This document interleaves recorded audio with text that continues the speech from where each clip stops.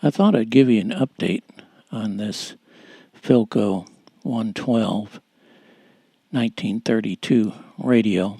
Here's the entire chassis. Now I've got it sideways. The workbench is on the right, so you can get a closer look at the insides.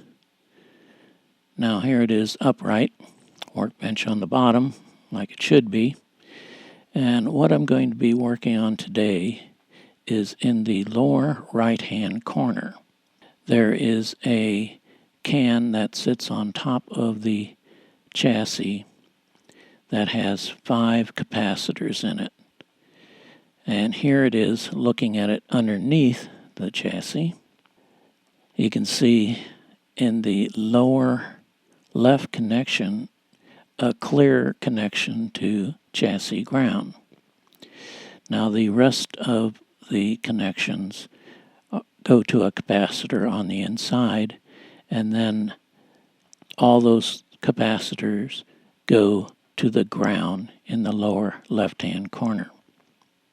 I looked at this for a while, and I just did not want to unsolder all that, because they are still very good solder connections. I looked at them very well, and everything is in good shape there. So I decided I'll get out my Dremel tool and I'll cut the terminals off and leave everything soldered. And that's what I did here. I cut off all the terminals, so all the wires are still soldered together like they originally were.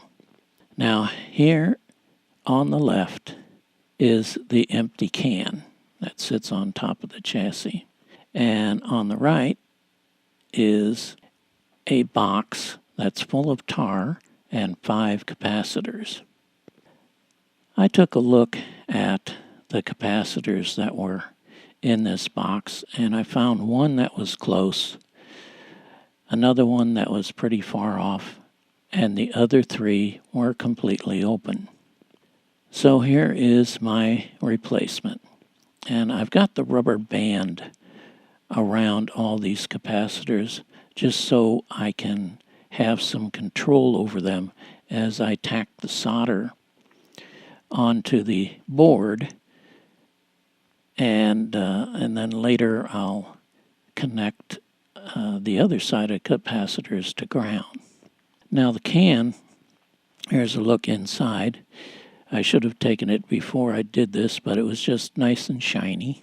What I did was I painted the entire inside with liquid tape.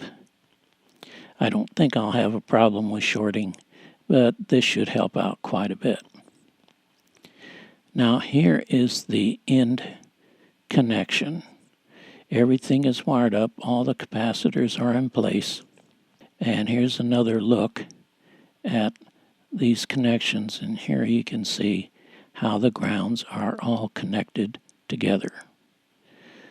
So before I put this in the can, let's test these capacitors and make sure I have all of them in the right order. I thought I'd check the capacitance of each one of these before I put it in this container here. And here is a diagram of what's supposed to be in there. So I'll turn on my capacitometer here, and let's see, the one all the way in the lower corner here is supposed to be 1.5. Well, that's pretty good. And the next one over is supposed to be 0.5. And of course, as you can see, this is ground. Everything goes to here. And that's good. Now the upper right is 0.5. That looks good, and this is supposed to be 1.0, the center one on top. Okay, that looks good.